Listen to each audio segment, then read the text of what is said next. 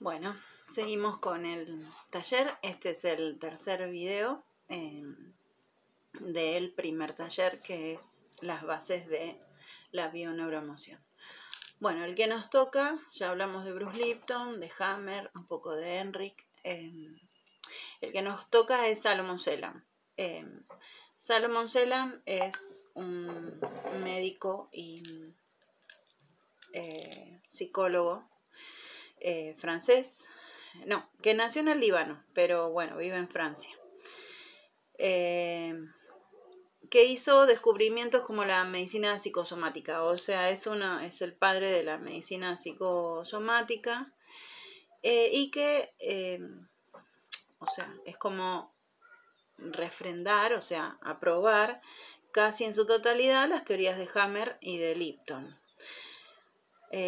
Aportando desde el año 2003 nuevos elementos causantes de la enfermedad, como la herencia transgeneracional, causante de las enfermedades, los mapas genealógicos, o sea, de él se sacan la resolución del conflicto a través del transgeneracional y de estudiar qué cosas heredamos, cómo heredamos nuestros los pecados de nuestros padres, los errores. Bueno, la Biblia también lo dice, ¿no?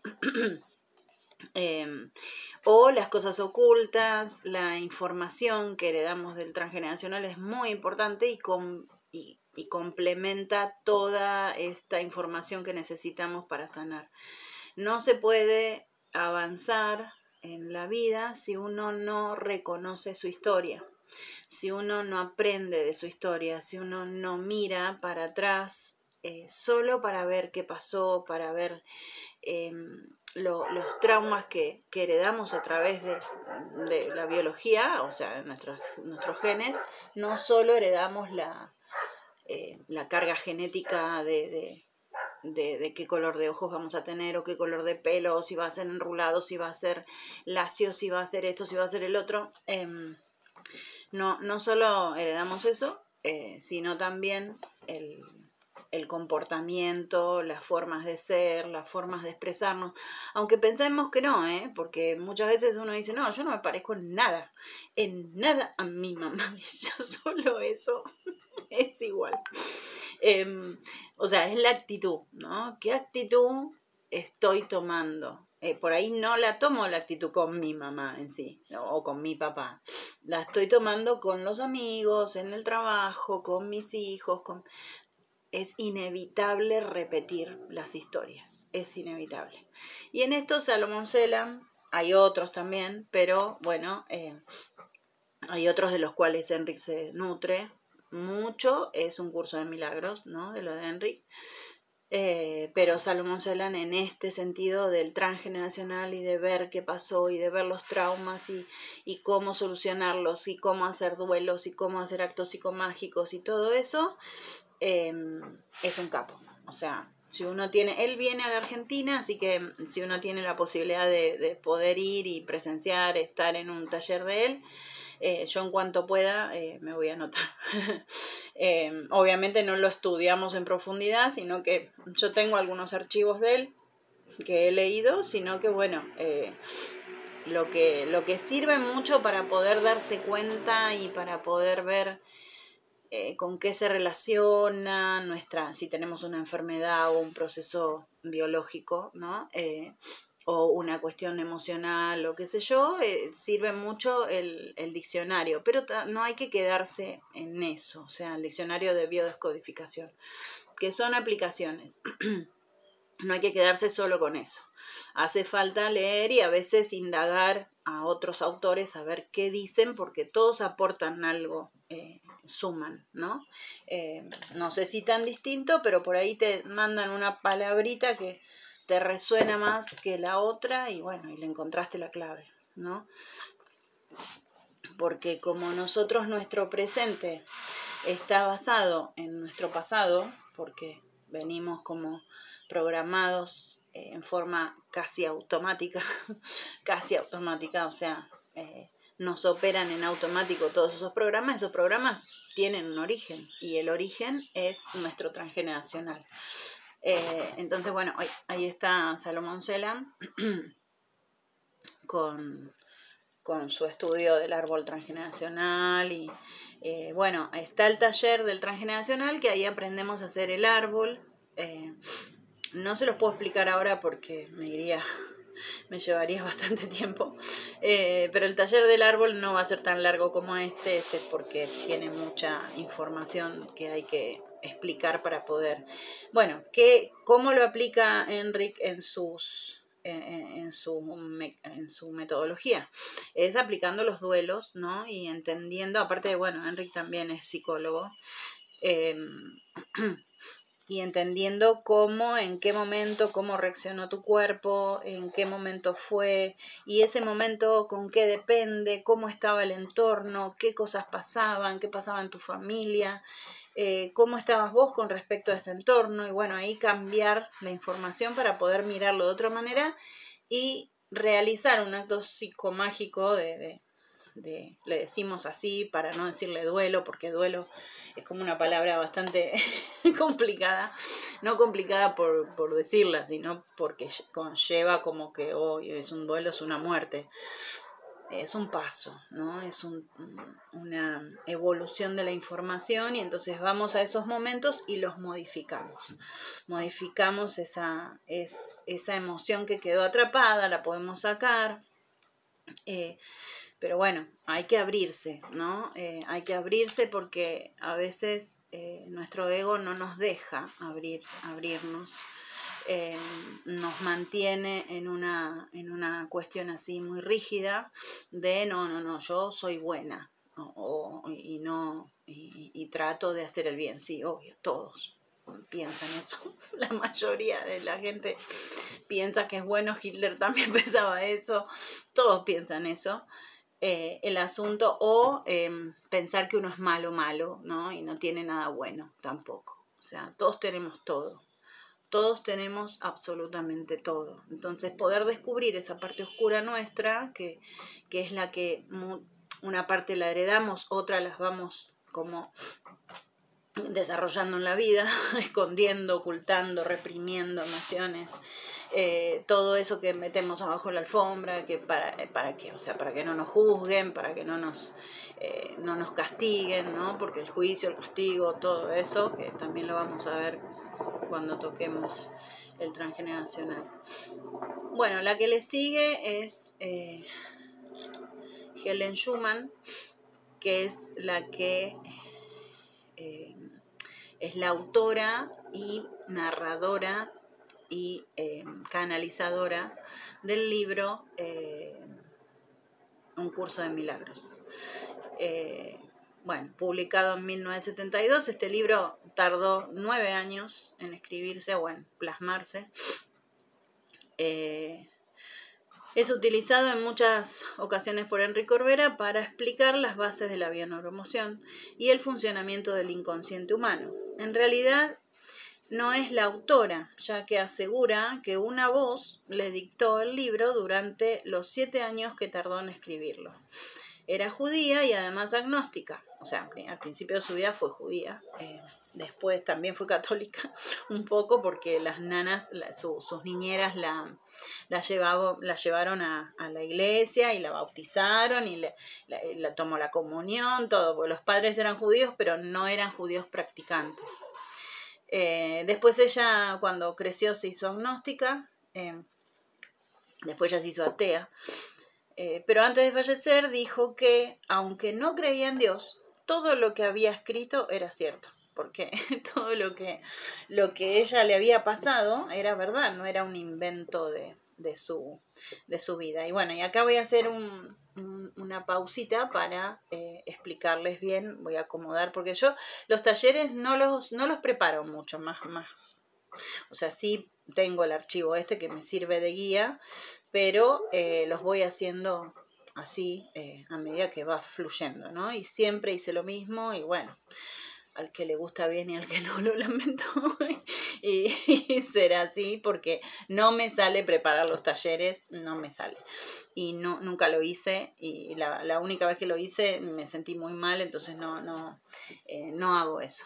Ahora voy a poner pausa un poquito y estructuro mi cabeza para no irme por las ramas con lo de un curso de milagros, porque es un montón. Bueno, ahora... no, me pareció que estaba grabando, pero no, era que estaba en pausa. Bueno, Helen Schuman era una psicóloga que estudió en la Universidad de Columbia y ejercía en el hospital de Columbia. Ella tenía con el director del hospital una relación bastante chocante, y en ese tiempo, eran más o menos los años 70, se estudiaba, o sea, se le daba bolilla a las revelaciones o a las cosas paranormales, ¿no?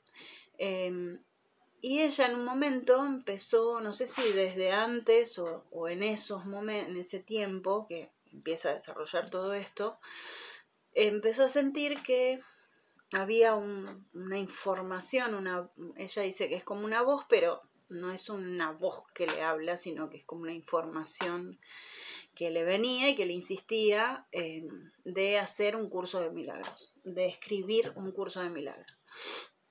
Y por la vida que había tenido, ella ya era atea, o sea, no se dedicaba a ver la cuestión de la religión, pero decía, yo, o sea, no creo en Dios, no voy a creer en los milagros, ¿por qué me está pasando esto? Tenía varias visiones también, lo explica. Yo ahí en mi página, que es el grupo, que es Bio-Neuroemoción Haciendo Puentes, la publicación que está pegada al principio es la historia de un curso de milagros, que está todo en YouTube. Está el audiolibro y está la historia al principio. Es un libro extenso que lo que hace es cambiarte la información, o sea, cambiarte la forma de percibir el mundo, y la intención es llegar a la conciencia de unidad, ¿no? Ella en un momento tiene una discusión con el director del hospital, nombro esto porque es quien la ayuda después, y él le dice, no podemos seguir así, tiene que haber otra manera. Cuando le dice tiene que haber otra manera, eso se le conecta con lo que ella venía como escuchando, ¿no? Como esa voz que le venía como queriendo dictar ese libro. Y entonces eso o sea, porque un curso de milagros te hace ver que siempre hay otra manera y que siempre puede haber otra manera y que vos tenés que ponerte en silencio para recibir o dejar que venga esa información, ¿no? De otra manera de ver las cosas, de actuar, de sentir inclusive. Entonces ahí ella le empieza a hablar de otra manera y él también a ella, y ella le cuenta lo que le estaba pasando. Entonces él le dice que él la iba a ayudar, y ahí es cuando empiezan a tener otra relación, ¿no? Una relación muy amena, de amigos. O sea, a escribir este libro le ayudó bastante gente, inclusive después a publicarlo, porque era un libro súper largo, entonces querían recortarle cosas y la cuestión era no recortarle nada, no hacerle ningún cambio, hasta que llega un mexicano que le recontrainteresó, porque ellos mandaban no se dice los manuscritos, pero bueno, antes eran manuscritos, pero estaba todo pasado a máquina, porque era el director de la universidad el que él le decía, bueno, vos, ella primero tenía miedo de esa voz que decía, ¿qué me va a decir? Y si me dice que me mate y que no sé qué. No, vos escuchá, anotá y después venís y ahí vemos, ¿no? Bueno, este mexicano lo lee, se queda enamorado y entiende que no había que sacarle ni un céntimo de nada, y ahí se publica. El libro consta de 3 partes: el manual del maestro, el manual de ejercicios y el libro de texto. El libro de texto te explica, son 2 capítulos y te va explicando una concatenación de cosas lógicas. Está muy bueno. su lenguaje es muy de Cristo de la época de allá, ¿no? También Cristo no hablaba en español, pero supongo que del otro lado entendía otro idioma. Porque ella dice que el que le habla, el que dice que me habla es Jesús, dice, ¿no? Entonces, bueno, lo que dice es una cuestión muy lógica y en la primera página, que es el prólogo del libro, te dice que si vos integrás estas 3 frases que están a continuación, no hace falta que hagas todo el libro y el curso y eso. Y las frases dicen así. Hace mucho que no las nombro, pero vamos a ver si me acuerdo. Nada real puede ser amenazado. Nada irreal existe y en eso radica la paz de Dios. Esas 3 frases, si uno lo integra, porque lo que te dice en el libro que este mundo no es real, ¿no? Si ustedes ven la película Matrix, la primera, está basada en un curso de milagros. Así que si quieren ver la película Matrix, ahí se van a dar cuenta qué es este mundo, ¿no? Es una proyección de nuestra alma y nuestro ego, que es el que viene acá a experimentar y a jugar un juego, ¿no? Como los personajes de los juegos de los chicos de computación, más o menos. Bueno, ella tarda 7 años primero y 3 años creo después, 2 años más para, no 3 sino 2 años más para el manual del maestro.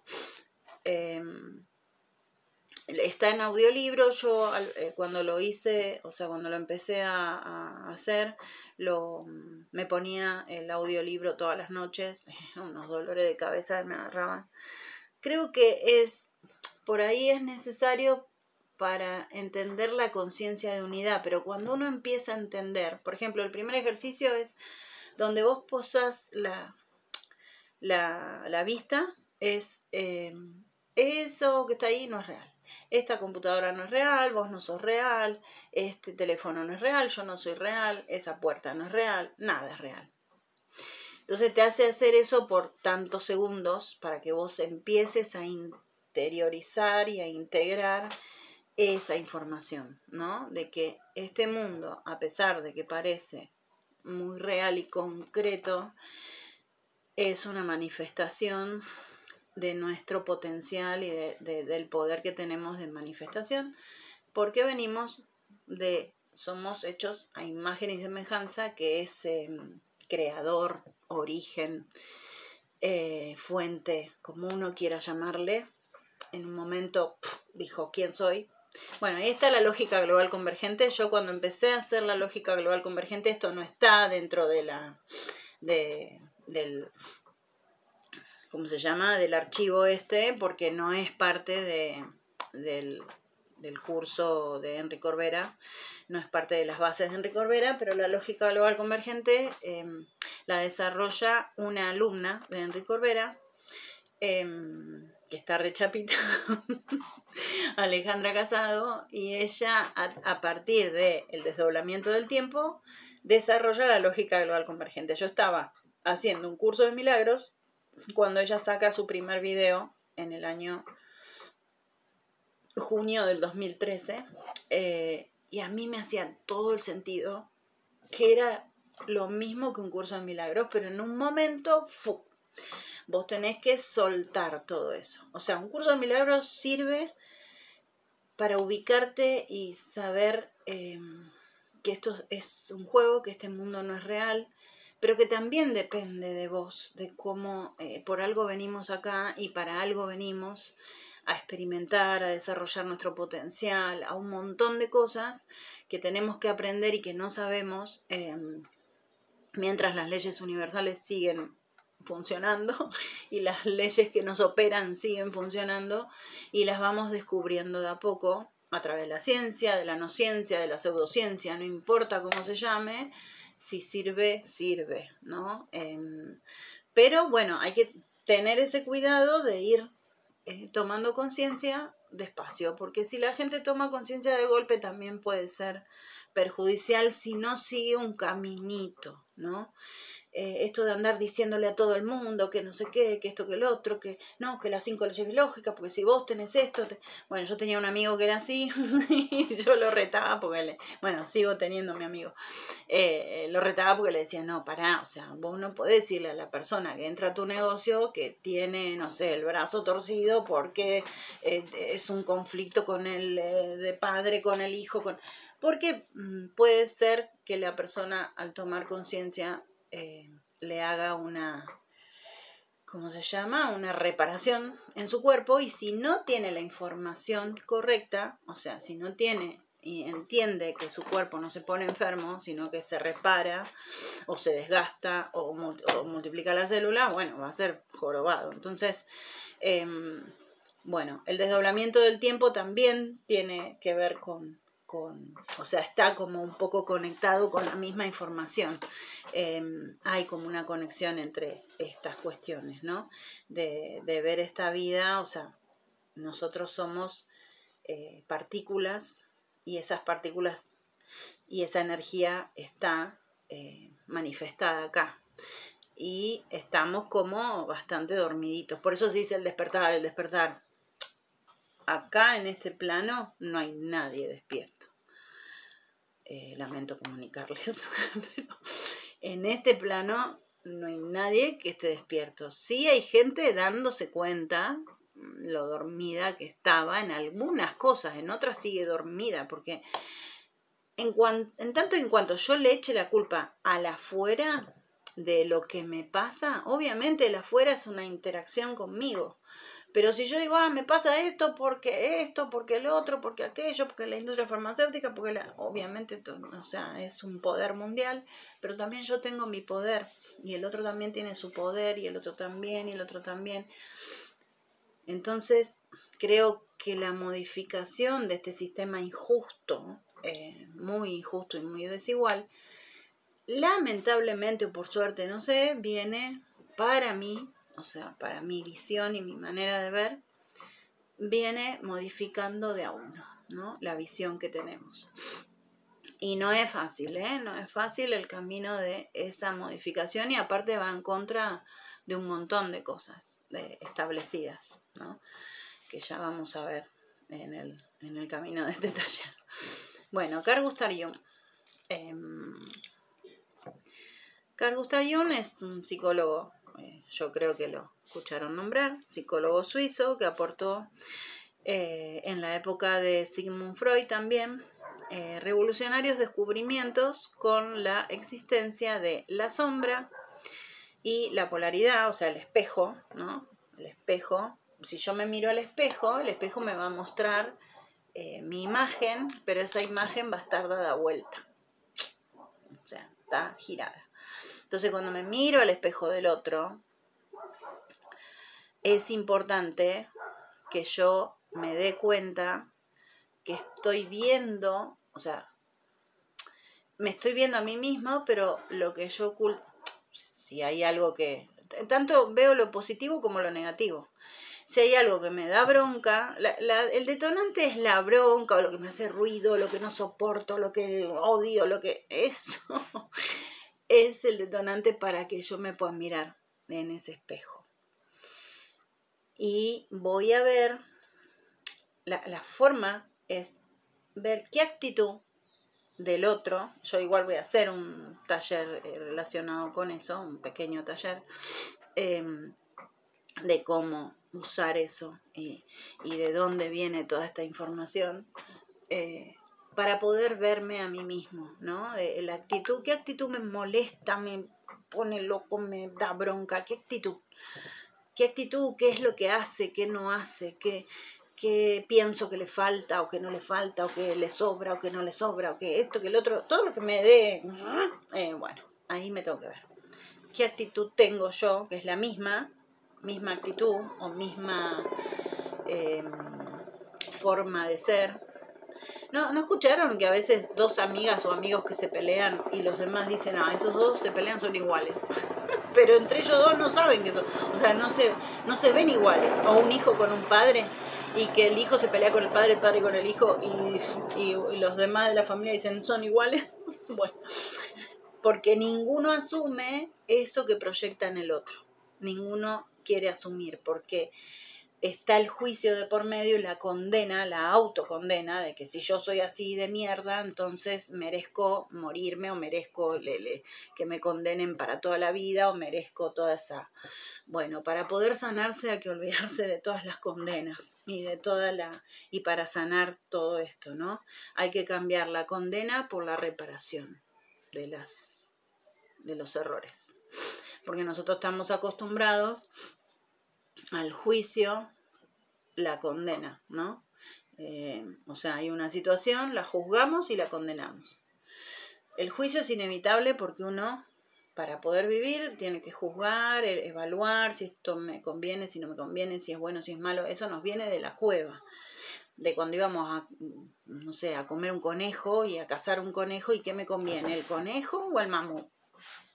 O sea, entonces esa comparación viene de miles de años atrás, o no sé si miles, pero bueno, un montón, y eso lo aplicamos a todo, ¿no? Y si esto es bueno, si es malo, si es malo queda por acá, y si es bueno queda por allá. No sé ni lo que es bueno ni es malo, a eso tengo que llegar. Obviamente tengo una idea, ¿no? De matar a otra persona no es bueno y es malo, pero hay un detrás de eso, siempre hay un detrás. Nadie mata a quien no está para ser matado. Es cruel lo que digo, pero tiene que ver con toda esta conciencia de unidad y con toda esta cuestión de que este mundo no es real, pero también es real, porque acá venimos a aprender. Aprender y a desarrollar nuestro potencial, ¿no?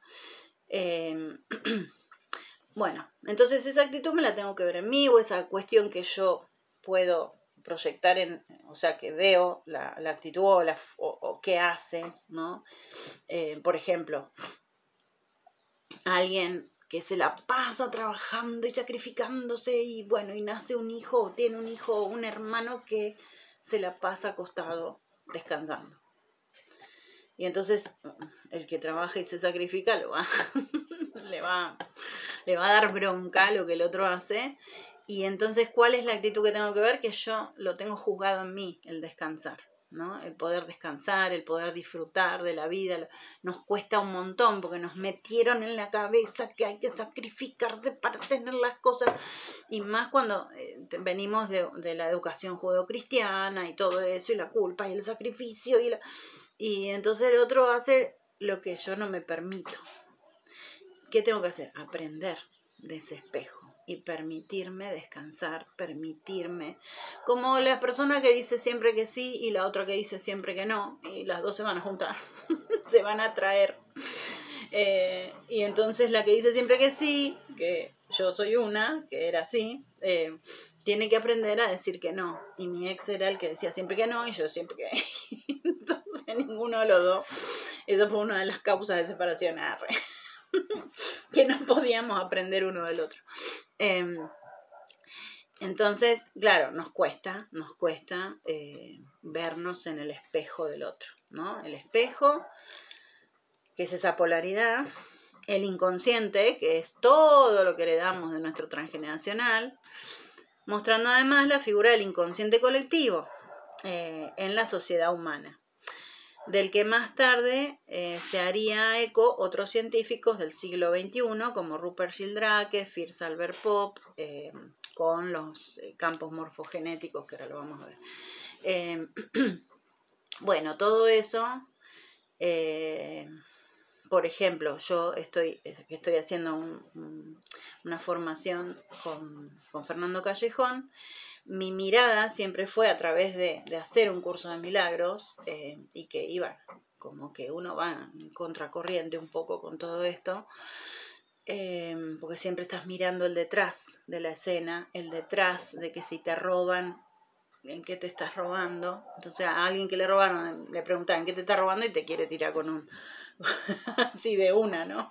Así de una te quiere tirar con algo, pero bueno, es para entender a ver qué es lo que pasa para que eso no se vuelva a repetir, ¿no? Porque el que te está robando la conciencia y el inconsciente colectivo lo está usando a esa persona que está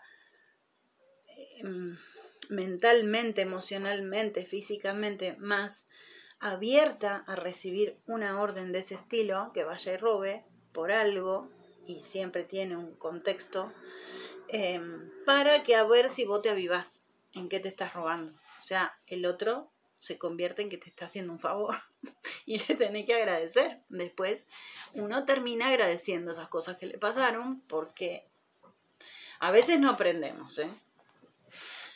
Hay gente que le roban, hasta que después aprenden.